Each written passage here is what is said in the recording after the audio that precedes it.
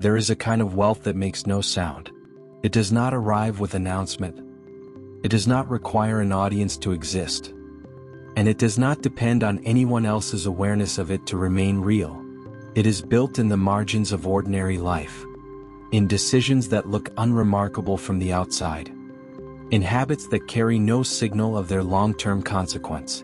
And it is, by almost every measure that matters, the most durable kind of wealth available, not because secrecy is a strategy in itself, but because the absence of performance removes the single most expensive habit in modern financial life, the habit of spending to confirm an identity that has not yet been earned. This is not a script about frugality. It is not an argument for deprivation, or a philosophy that treats pleasure as a financial error. It is a precise examination of what happens, structurally, psychologically, and financially, when a person removes the audience from their wealth-building process entirely, when they stop building for visibility and start building for permanence. The people who have done this, the quiet ones, the ones whose net worth surprises even those closest to them, did not arrive there through superior income or unusual luck. They arrived there through a specific set of principles. Principles that are invisible in practice, because their entire design is to produce results without producing signals. This script contains 5 of those principles, 5 structural commitments that, taken together, form the architecture of wealth that no one sees coming, until it is already complete. The 5 principles are: the silence advantage, the invisible accumulation, the unmarked life, the patient compounding, and the private ledger. Each one ends with one action, small, specific, and scheduled. You do not need all 5 this week. You need one, completely, without exception, and the architecture begins. Let us begin. Principle 1, the silence advantage. Most people do not realize that silence is a financial instrument, not metaphorically, structurally. The first principle is the silence advantage. When the people around you do not know what you are building, a specific and powerful set of conditions comes into existence. Conditions that are impossible to maintain once the building becomes visible. The first condition is freedom from social expectation. When wealth is visible, even partially, it generates expectation in the people who observe it. Expectation of generosity, of lifestyle, of a standard of living that the visible signal implies. And those expectations, however kindly intended, create a gravitational pull on the capital that generated them. The quietly wealthy person does not manage those expectations, because they never created them. Their capital is not subject to the social gravity of other people's awareness of it. It compounds in an environment entirely free of that pull. The second condition is protection from the comparison cycle. The person who builds visibly, who signals progress as it accumulates, invites comparison. And comparison, as discussed in other parts of this series, is a consumption of construction attention that produces emotional noise without strategic value. The person who builds invisibly has nothing to compare. There is no signal to respond to, no visible trajectory to defend, no public narrative of financial progress that must be maintained. They are simply absent from the comparison entirely, and the attention that absence preserves returns quietly to the building itself. The third condition is the freedom to change direction. A person who has built visibly, who has signaled a specific financial identity publicly, finds it psychologically costly to change course. The pivot feels like a contradiction of the public narrative, and so the visible builder stays in positions longer than is wise. Not because the fundamentals support it, but because exit would require explaining the change to an audience that was never supposed to be watching. The quiet builder has no such constraint. They enter, adjust, exit, and redeploy without narrative cost, because there was never a narrative, only a position. And positions are changed when the structure warrants it, not when the audience permits it. Wallace Wattles observed in 1910 that the most capable financial builders of his era shared a quality of privacy that their contemporaries mistook for modesty. It was not modesty, it was strategy. The silence was not the absence of ambition. It was the protection of it. Your one action this week. Identify one area of your financial life that you are currently building visibly. One place where you are signaling progress before it is structurally complete. Not as a judgment, as an observation. Ask honestly, what would this building process look like if no one were watching? Would the same decisions be made? Would the same capital be allocated in the same directions? The answer is no. The visibility is influencing the architecture.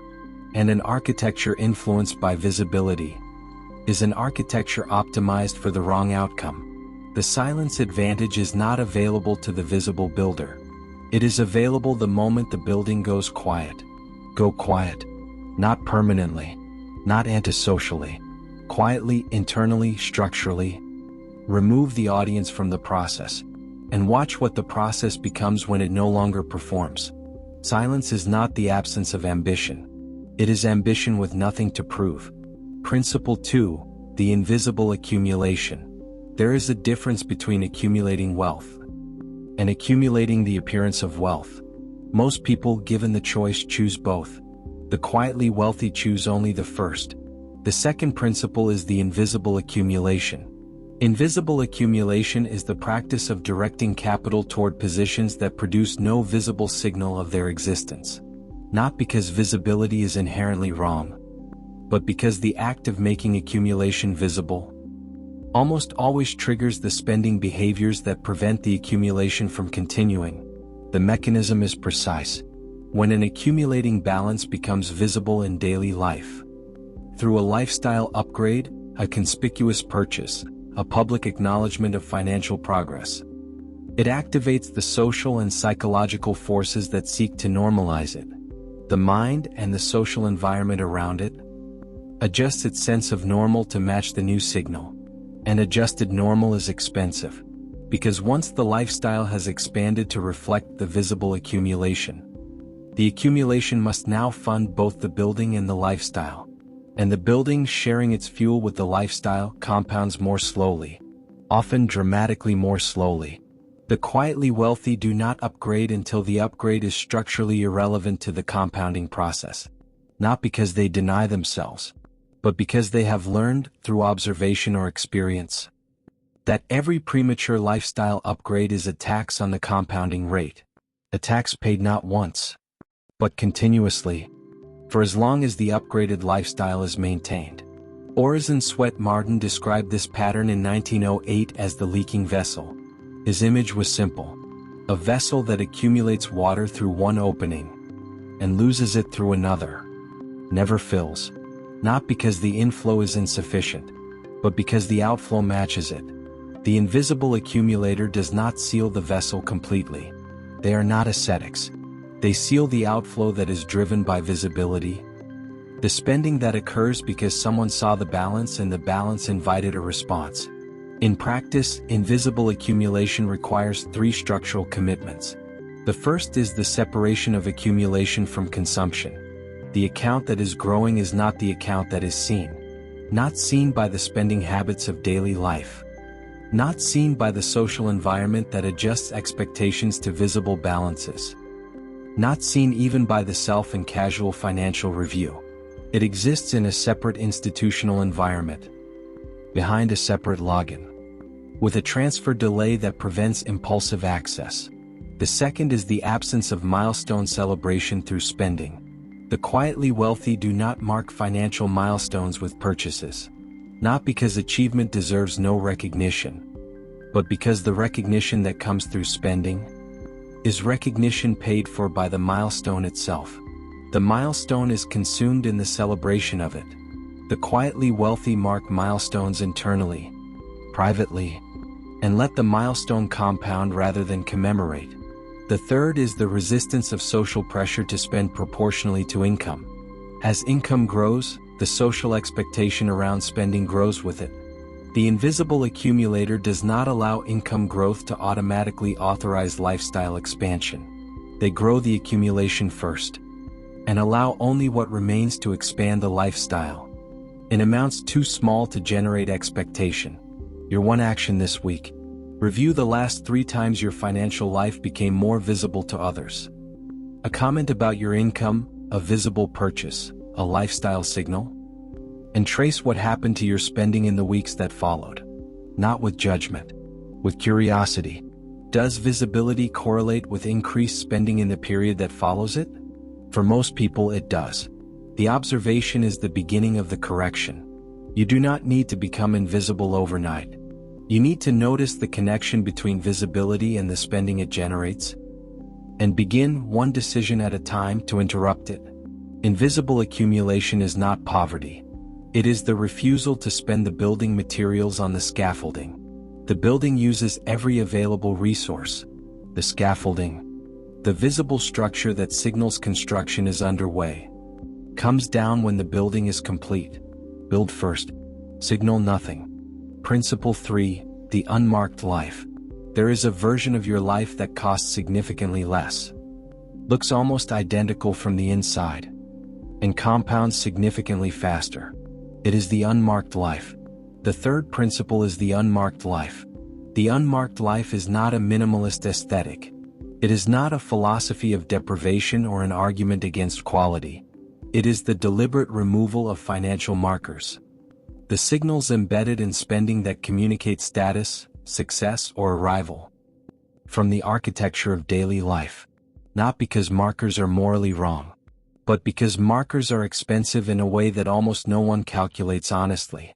The marked life carries a continuous cost, not just the initial purchase of the marker, but the maintenance cost, the replacement cost, the social cost of the expectation the marker creates, and the compounding cost of the capital that funded the marker, and all subsequent markers, and will never now produce return. The unmarked life redirects that cost, not into nothing, into the accumulation that produces the only marker worth having.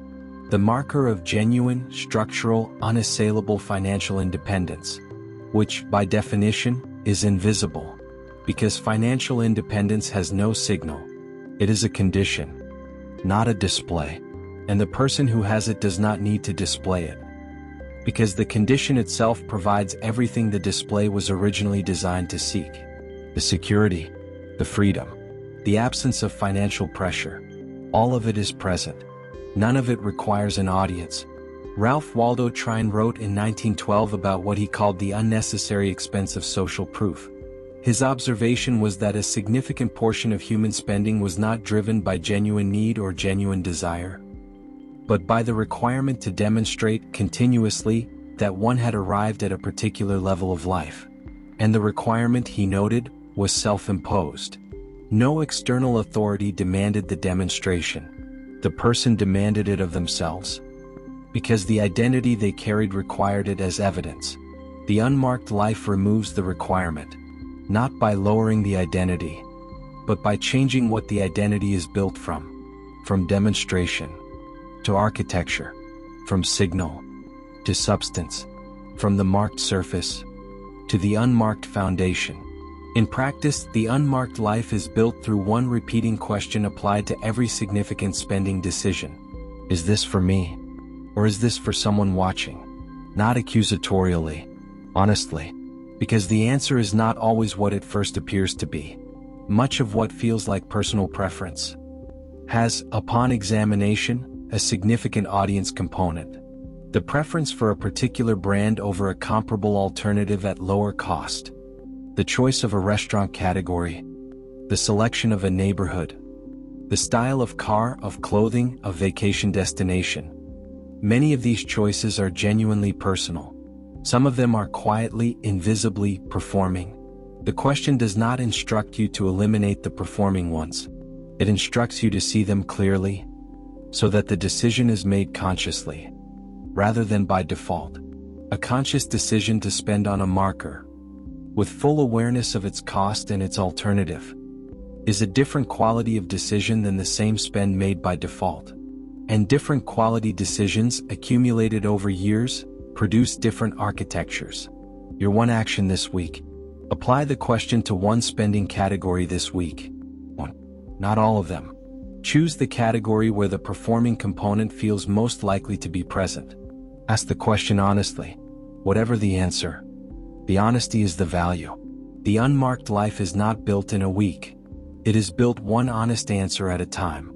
And each honest answer is a small, invisible redirection of capital toward a foundation that does not need to be seen to be real. Principle 4, the patient compounding. The quietly wealthy are not more disciplined than everyone else. They are more patient. And patience, in the context of compounding, is not a virtue. It is a structural requirement. The fourth principle is the patient compounding. Compounding does not reward effort. It rewards time. Not time spent working. Not time spent managing positions. But calendar time. The simple, unremarkable passage of cycles, during which a deployed position earns, returns to the base and earns again from the expanded position. The process requires nothing from the holder except one thing: the commitment to not interrupt it. And that commitment, the refusal to withdraw, redirect, or consume the compounding position before the cycles have accumulated enough to become undeniable, is the single behavioral requirement of patient compounding. Sounds simple. It is, in practice, the most consistently violated principle in personal finance. Not because people do not understand compounding, but because compounding is invisible in its early stages. And invisible progress does not generate the psychological feedback that sustains behavior. The human mind is designed to respond to visible progress. It is rewarded neurologically by evidence that effort is producing result. Compounding in its first years produces no such evidence. The position grows. But it grows so slowly relative to the expectations created by the principle's description, that the growth does not register as the extraordinary process it actually is. And so the holder exits, not from failure of understanding, from failure of patience in the absence of visible confirmation. The quietly wealthy have solved this problem not through superior discipline, but through structural removal of the temptation. The compounding position is not visible in daily financial life. It is not tracked obsessively. It is not compared to benchmarks on a monthly basis. It is arranged, placed in good conditions, and then left alone to do the slow, invisible, structurally inevitable work that compounding does when it is not interrupted. Frank Channing Haddock wrote in 1907 about what he called the compounding man's most important quality. It was not intelligence, not timing, not access. It was the ability to endure the silence between the planting and the harvest. Without pulling up the seed to check whether it was growing, the seed grows in darkness. The harvest arrives in light. The patience is the interval between them. And the interval cannot be shortened by attention. It can only be extended by the interruption of it. Your one action this week: identify your primary compounding position, the one that is furthest from daily financial life, most structurally protected, most likely to produce the outcome if left undisturbed. Then do one thing: remove one point of regular access to it. If you check it weekly, move to monthly. If you check it monthly, move to quarterly. The reduction of attention is not neglect. It is the structural protection of the patience the position requires. Every additional check is an invitation to interrupt. Fewer checks, longer cycles, quieter compounding. The harvest does not arrive faster because you watch for it. It arrives on schedule, when the cycles have accumulated enough, and the patience has held long enough for the invisible work to become undeniable. Patient compounding is not passive. It is the most active refusal available. The refusal to interrupt the one process that does not need you to function. Leave it alone. Let it work. Principle 5, the private ledger. Every financial life has a ledger. Most people's ledger is visible, at least partially, to the people around them, to the social environment that shapes their spending, and to the cultural messaging that defines what financial success is supposed to look like. The quietly wealthy keep a different ledger. The fifth principle is the private ledger. The private ledger is not a spreadsheet. It is not a financial tracking tool. It is a relationship with financial reality that exists entirely outside of social context. One that measures progress by internal criteria alone. and that is immune to external definition of what the numbers should mean. The public ledger, the one most people are unconsciously running, measures financial progress against social benchmarks. Am I ahead of my peers? Does my financial life reflect my income level appropriately? Am I spending in ways consistent with the life stage I am supposed to be in? These are not financial questions. They are social ones. And social questions produce social answers. Spending decisions, lifestyle choices, and financial priorities that optimize for social coherence rather than structural soundness. The private ledger asks different questions entirely. Is this position stronger than it was 1 year ago? Is the accumulation growing faster than the lifestyle is expanding? Is the architecture more sound, more durable, more independent of external circumstance than it was at this time last year? These questions have no social dimension. They cannot be answered by looking at anyone else. They can only be answered by looking at the actual structure of the financial life being built. Honestly, privately, without reference to anyone else's position. And the answers, produced by honest private audit, generate a quality of financial clarity that no externally benchmarked assessment can produce. Because the private ledger is not distorted by comparison noise. It is not inflated by favorable comparisons or deflated by unfavorable ones. It simply reflects what is, and what is seen clearly is the most reliable basis for what to do next. William Walker Atkinson described this in 1906 as the inner financial life. The relationship with money that exists independently of what money is being used to signal.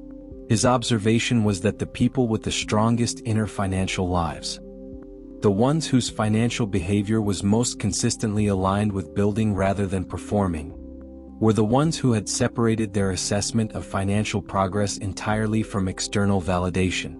They did not need the visible number to feel financially secure. They needed the structural condition. And the structural condition, quietly maintained, privately assessed, was the only measure they tracked. Your one action this week: open a private document, one that no one else will see, and conduct a single, honest audit of your current financial architecture. Not a comparison to anyone else. Not an assessment of whether your financial life looks appropriate for your income level. A structural audit. 3 questions only. Is the portion being kept consistently, without exception? Is the accumulation protected by a wall strong enough to survive the months when life creates pressure to access it? Is the flock deployed in a pasture where the compounding mechanism is legible and honest? Write the answers plainly, not aspirationally, not defensively. Plainly. The private ledger does not need to be impressive. It needs to be accurate, because accurate is actionable. And actionable, applied quietly and consistently over time, is how the architecture gets built without anyone knowing. The private ledger is the final piece of the quiet wealth architecture. It closes the loop between principle and practice, between understanding the structure and actually inhabiting it, between knowing what quiet wealth requires and becoming the person who builds it. Keep the ledger private. Audit it honestly. Act on what it reveals. And let the silence of that process, unwitnessed, unannounced, unremarkable, do the work that no public financial performance has ever managed to do. Build the thing. Tell no one. Let time confirm it. 5 principles. Not 5 strategies for looking wealthy without being wealthy. 5 structural commitments to building wealth without looking wealthy. And discovering, in that reversal, the most durable financial architecture available. Here is what you now carry. The silence advantage teaches that silence is a financial instrument. That removing the audience from the building process removes the social gravity that pulls capital toward performance and away from compounding. The invisible accumulation teaches that visible progress triggers the spending behaviors that interrupt it. And that accumulation protected from its own visibility compounds in conditions that visible wealth cannot access. The unmarked life teaches that the markers of financial arrival are among the most expensive purchases available, and that the life built without them redirects that cost toward the only marker worth having. The patient compounding teaches that the structural requirement of compounding is not discipline or intelligence. It is the committed refusal to interrupt the one process that does not need you to function. The private ledger teaches that financial progress measured against internal criteria alone, honestly, privately, structurally, produces a clarity of direction that no externally benchmarked assessment can replicate. Your 3-sentence recap. Quiet wealth is not the absence of ambition. It is ambition operating without an audience. And ambition without an audience is the only version that is never distorted by what the audience requires. Every principle in this script asks the same question from a different angle. What would this financial life look like if no one were watching? And the answer to that question is the most honest financial strategy available to you.